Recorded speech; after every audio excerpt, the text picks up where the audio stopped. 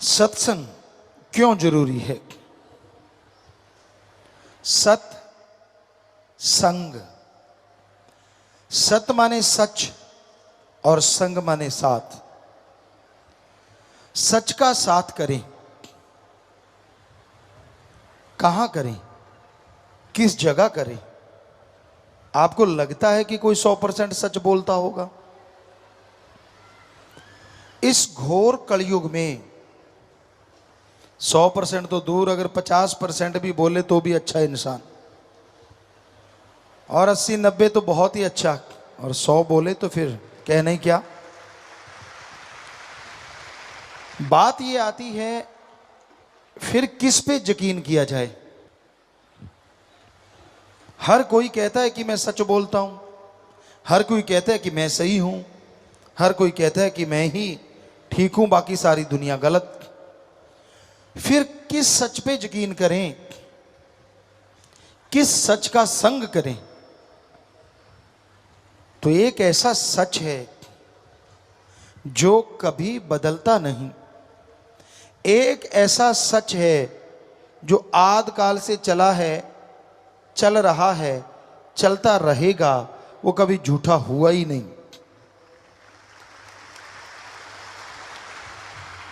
ऐसा सच जो उस सच से जुड़ जाया करते हैं वो तमाम जिंदगी खुशियां हासिल करते हैं और मरणों उपरांत आवागमन से आजाद होके मोक्ष मुक्ति हासिल करते हैं। तो ऐसा सच एक ही है और वो है ओम, अल्लाह, वाहिगुरु, गॉड, खुदा, राम। वो सच है, पर उसका संग कैसे करें? आप उसका संग करें ना करें, वो आपका संग हमेशा करता है।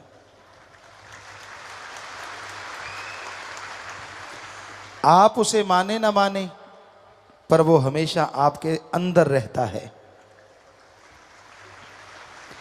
कई लोग पूछते हैं कि आदमी जब गुनाह करता है, बुरे कर्म करता है, क्या मालिक तब भी अंदर होता है? अगर होता है तो रोकता क्यों नहीं? कौन कहता है कि मालिक रोकता नहीं?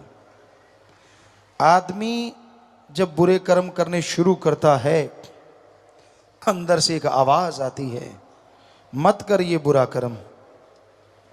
पर दूसरी आवाज आती, सारी दुनिया कर रही है, तेरे करने से क्या फर्क पड़ जाएगा? वो मन की आवाज, पहली आत्मा परमात्मा की आवाज कि मत कर बुरे कर्म। पर क्या आप सुनते हैं? फिर कोई कहे जी भगवान तो बहुत पावरफुल है, अगर हम नहीं माने तो वो मनवा लेगा। भगवान ने खुद ये वचन दिए हैं कि वो प्रत्यक्ष इस त्रिलोकी में किसी को नहीं रोकेगा। हां, वो अपने संत भेजेगा, अपने पीर पैगंबर महापुरुष भेजेगा, अपने अवतार भेजेगा। जो कोई उनकी बात को सुन के अमल करेगा, उन्हें चमत्कार नजर आएंगे, खुशियां मिलेंगी, लज्जतें आएंगी। तो इंसान अपने संत गुरु पीर फकीर के वचनों को माने, अपने स्वार्थ सिद्धि के लिए उनको तोड़ मरोड़ के पेश ना करे। लोगों ने काम अपना निकालना होता है और ठप्पा संतों से लगवाना चाहते हैं। कई बार ऐसा देखा, आपको एक बात सुनाया करते हैं कि एक बार एक जमींदार सज्जन हमारे पास आए, कहने लगे गुरुजी मैंने ट्रैक्टर लेना है, आपने तो बहुत जमींदारा किया है, क्या बता सकते हैं बढ़िया ट्रैक्टर कौन सा रहेगा? हमने कहा हाँ भाई क्यों नहीं, कितनी जमीन है? कहने लगा जी 2-2.5 एकड़। तो बेटा आयशर ले ले। बढ़िया है, उसमें डीजल की खपत कम होगी, खर्चा कम होगा, तेरी जमीन के लिए काफ़ी है। क्या लगा वो तो ठीक है गुरुजी, अगर मैं हिंदुस्तान ले लूं। हमने कहा भाई इतना बड़ा ट्रैक्टर तो वो 2 एकड़ में तो खड़ा ही होगा। कहने का मतलब खर्चा ही खा जाएगा इतना तो वो। आयशा ठीक है, कहता जी बिल्कुल सही बात आपने कही, पर मेरा दिल करता मैं तो हिंदुस्तान ले लूं, कैसा रहेगा। हमने कहा तेरी मर्जी। तो हो गया ना काम, बात अपनी मनवानी है, ठप्पा इधर से लगवाना है। ये सही नहीं होता। पीर फकीर जो बात कह दें वो मालिक की रजा में, और कोई उसे झट से मान ले दृढ़ यकीन के साथ, तो हाथों हाथ उसके रहमो करम के नज़ारे मिलते हैं, चमत्कार शुरू होते हैं, खुशियां मिलती हैं। बाकी आदमी की जैसी भावना होती है, जैसी भी कोई श्रद्धा रखता है, फल तो उसे वैसा ही मिलता है।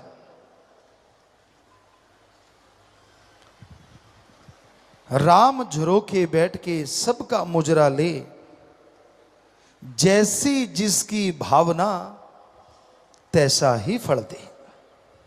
राम झरोखे, झरोखे आंखों को भी कहा जाता है, और झरोखे महलों में गुप्त छोटे छोटे छिद्र रखे होते हैं जिनसे रानियां देखती हैं। वो नहीं दिखती लेकिन सारा काज दिखता है उनको कि कार्रवाई क्या कर रहे हैं महाराज। तो दोनों ही बातें सही हैं कि वो भगवान, वो अल्लाह, वो वाहिगुरु, वो राम सबको देख रहे हैं, हर किसी को हर पल हर क्षण देखते हैं, और जैसी जिसकी भावना, जैसी श्रद्धा, जैसा यकीन, वैसा ही फल दे, उसे वैसा ही फल मिला करता है। आदमी अगर अहंकारी है, खुद गर्ज है, तो उसका अहंकार एक न एक दिन टूटता जरूर है। खुद गर्ज इंसानों को इंसान कम शैतान ज्यादा कहा जाता है। आज के दौर में खुद गर्जी का ही बोलबाला है। जिधर निगाह मारो खुद गर्ज लोग, स्वार्थी लोग। आपको नमस्कार भी कर दी तो समझ लो उसके पीछे कोई ना कोई गर्ज होगी। आपको प्यार के 2 मीठे बोल बोल दिए, सिवाय प्रेमी जन के, सिवाय मालिक के प्यारों के, और किसी ने अगर ऐसा किया है तो यकीन मानो कोई ना कोई गड़बड़ जरूर है। या तो आपकी राज पहुंच है, लोग आपको अनजाने में आके नमस्कार कर देते, जानते भी नहीं फिर भी करते हैं। या आप बड़े ऑफिसर हैं, मौके के ऑफिसर, लोग आपको नमस्कार करते हैं क्योंकि आपसे कोई काम लेना होगा। या आप कोई बड़ा ओहदा रखते हैं समाज में, या जमीन जायदाद आपके पास बहुत पैसा है, या बहन बेटी बहू कोई आपकी सुंदर है। बुरा ना मानना, सच हमें कहना पड़ता है, और फकीर सच नहीं कहेगा तो कौन कहेगा। इन्हीं कारणों से लोग निकटता बढ़ाते हैं, पर सभी एक जैसे नहीं होते। अच्छे लोग भी होते हैं जो एक निस्वार्थ प्यार पाने के लिए आपसे हाथ मिलाते हैं, आपसे दोस्ती निभाते हैं। आप सोचें दोस्ती बढ़िया कौन सी होती है। दोस्त वो कभी अच्छा नहीं होता जो हां में हां मिलाता चला जाए। दोस्त अच्छा वो होता है जो आपकी कमियां आपके मुंह पे सुनाता जाए।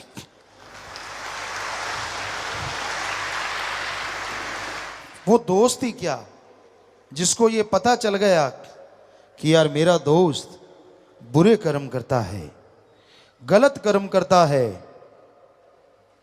और वो दोस्त कहे मैं सही कर रहा हूं ना। वो दोस्त ही क्या जो ये कहे सही कर रहा है। दोस्त क्या कहेगा, तू 100% गलत कर रहा है, तू बर्बाद हो जाएगा, तेरा शरीर बर्बाद हो जाएगा, मत कर गलत कर्म। तो दोस्त इस संसार में एक ऐसा भी है जिसकी दोस्ती कभी टूटती नहीं और जो हर बात पे टोकता है, जो गलत आप करते हो, वो है सतगुरु अल्लाह वाहिगुरु राम। बच्चे कहते हैं बेस्ट फ्रेंड, वो बेस्ट फ्रेंड है। इससे भी कोई बड़ा शब्द है तो वो बड़ा फ्रेंड है। वो आपको कभी दगा नहीं देगा। उसने अगर आपका हाथ पकड़ लिया तो कभी छोड़ेगा नहीं। उसने साथ देना शुरू कर दिया तो दोनों जहान में देगा। अपने आप को आपने उसका बना लिया तो वो ऐसा अपना बनाएगा कि दुनिया में और दोनों जहां में जय जयकार करवा देगा। पर उसे अपना बनाने के लिए बहुत चीजों का त्याग करना पड़ता है। खुद गर्जी का त्याग, स्वार्थीपन का त्याग, काम वासना, क्रोध, लोभ, मोह, अहंकार का त्याग, नशों का त्याग, चुगली निंदा का त्याग। अब आदमी सोचे इतने त्याग कैसे करूं, तो एक ही त्याग कर दो कि यहां भगवान देख रहा है, वहां कोई बुरा कर्म नहीं करेंगे। बस एक ही त्याग काफी है, बाकी त्याग चाहे ना करो।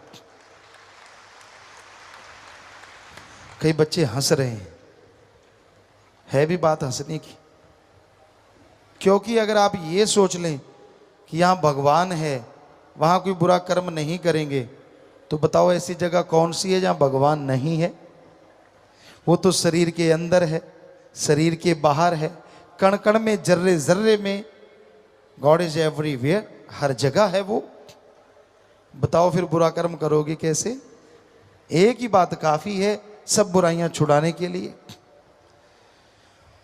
तो सत्संग में जिस तरह स्कूल कॉलेज में जीवों को समझाया जाता है, बच्चों को पढ़ाया लिखाया जाता है, सत्संग में वैसे ही समझाया जाता है। बेटा मत कर बुरे कर्म। अब तो दुलतियां झाड़ रहा है, छलांगे लगा रहा है। जब लेने का देना पड़ा ना, तब रोएगा, चिल्लाएगा, ये मेरे साथ ऐसा क्यों हो रहा है। तब नहीं कोई मानता मन के अहंकार में, जब मन हावी हुआ होता है, और तब तो गुस्सा, अहंकार, ये वो फलां। और जब उसकी बारी आती है फिर कहता है मैंने ऐसा क्या किया था। भूल जाता है अपने अवगुणों को, गिनवाता है अपने गुणों को, अपने भले कर्मों को। अरे भाई, बुरा कर्म मत करो। बुरा कर्म इंसान को डुबो देता है। बुरा कर्म इंसान को शैतान बना देता है, और अच्छा कर्म शैतान को इंसान और इंसान से भक्त बना देता है। सत्संग जबरदस्त है। एक बात सुनाते हैं आपको, पहले भी एक दो बार आपको सुनाई। एक राजा का शहर था, बहुत सुंदर उसकी बादशाहत थी। पर जिस तरह चंद्रमा सुंदर है, बीच में धब्बे होते हैं। उस राज्य में एक शातिर चोर था। ऐसा शातिर चोर जो कभी पकड़ा नहीं गया। एक राज्य में नहीं, आसपास के सभी राज्यों में वो चोरी करता था, और इतनी जबरदस्त तरीके से किसी को समझ ही नहीं आती थी। तो एक समय ऐसा भी होता है, हर किसी को सारे धंधे छोड़ने पड़ते हैं। वो समय चोर पे भी आ गया।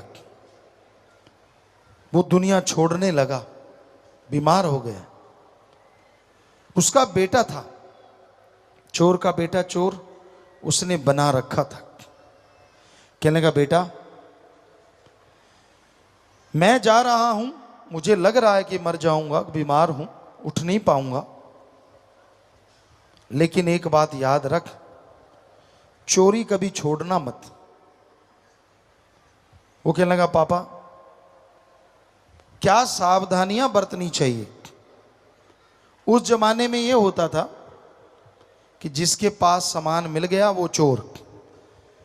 कहने लगा जब चोरी करो सबसे पहले सामान को खुर्द बुर्द करो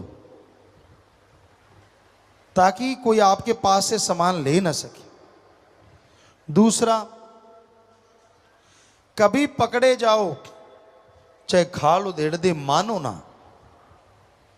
और तीसरा, कभी संतों की सत्संग मत सुनो। वो कहता जी ठीक है। और कुछ समय बाद वो चोर गुजर गया, उसका बेटा चोरी करने लगा, जवान उम्र, सोचा पहले ही बड़ा हाथ मार लेता हूं। बादशाह के राजमहल में पहुंच गया, चोरी की, लेकिन खबर हो गई महल में कि चोरी हो रही है। सिपा सलाहर पीछे भागे, सैनिक शहर कोतवाल, और वो भागने लगा। भागता गया, लेकिन वो पीछे आ रही थी सेना पकड़ने के लिए। उसने देखा धर्मशाला से बहुत से लोग आ जा रहे हैं और ज्यादातर अंदर जा रहे हैं। उसने सोचा इससे बढ़िया मौका नहीं, अंदर घुस जाता हूं। अंदर घुस गया, एक किसी बहन को देखा, उसने जजमेंट की, पहचान लिया कि ये तो वो है, और उसके थैले में हीरे जवाहरात जो उसके हाथ में थे वो डाल दिए। सामने देखा तो संत जी आके बैठ गए। अब पापा की अपने फादर की बात याद आ गई, संतों की बात ना सुनना, कानों में उंगलियां ले ली। पर आदमी को कहो ना उधर ना देखो तो वो देखता जरूर है, चाहे चोरी चोरी देखे। ये मनोदशा है। अब उसके अंदर आए, यार संत ऐसा क्या कहते हैं जो मेरे पापा ने कहा, फादर ने कहा कि संतों के वचन नहीं सुनने। उसने जरा सी उंगलियां निकाल के देखी तो संतों के वचन आए, देवी देवताओं की परछाई नहीं होती। उसने फिर से उंगलियां दे ली। सत्संग खत्म हुआ, बाहर निकलने लगे। सैनिक बाहर खड़े थे, निशानियां पहचान तो थी कपड़ों की सबकी। उसे पकड़ लिया, पकड़ के बादशाह के सामने पेश किया और कहा कि बादशाह सलामत, चोर तो यही है, इसके पैरों का निशान, इसका हुलिया वही है, लेकिन इसके पास सामान नहीं मिला। बादशाह कहता मनाओ, पिटाई की, जो भी उस समय तरीके थे सब आजमा लिए, चोर नहीं माना। जासूस होते थे उस समय में। एक औरत कहने लगी, बादशाह अगर आप मेरे अकॉर्डिंग चलो, मुझे हुक्म दे दो तो मैं इस चोर से चोरी निकलवा लूं। बादशाह कहने लगा तू देख ले भाई। और उधर जेल खाने में वो चोर बैठा है, सोच रहा है यार संतों ने कोई बुरी बात तो कही नहीं, उन्होंने तो कहा देवी देवताओं की परछाई नहीं होती। अचानक क्या देखता है कि दूर जो गेट था उसके पहरेदार धम से गिरे, गेट खुल गया, दूसरा गेट खुला, तीसरा खुला, जितने गेट थे खुलते चले गए। पहरेदार बेहोश, कोई उसकी तरफ आ रहा था, वो डर गया ये क्या हो रहा है। और जब उसके कोई कमरे में आया तो देख के हैरान रह गया, ये देवी मां जिसकी वो पूजा करता था। तो वो तड़प उठा, चरणों में गिर गया, रोने लगा, आंसू बहने लगे। देवी मां ने उसे उठाया, आंसू पहुंचे, सिर पे हाथ फेरा, ओ बेटा तू मेरा बहुत बड़ा भक्त है, कहां फंसा बैठा है, मैं तो तुझे निकालने आई हूं। और रोने लगा चोर, मां मेरे लिए आप यहां आई। कहने लगी बेटा वो तो तू भक्ति करता है तो आना ही था। आगे से माता कहने लगी बेटा एक बात है। चोर कहने लगा बोलो, जो मर्जी बोलो, जो मर्जी कहो मां।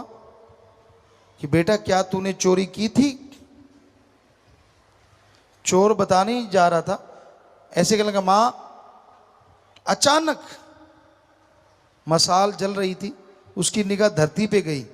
धरती पे बहुत लंबी परछाई थी उस औरत की। संतों के वचन याद आ गए, देवी देवताओं की परछाई नहीं होती। चोर समझ गया ये तेरे साथ धोखा हो रहा है। पैर पकड़ लिए, जोर जोर से रोने लगा, मां मैं तेरा बेटा चोरी करूंगा, सवाल ही पैदा नहीं होता।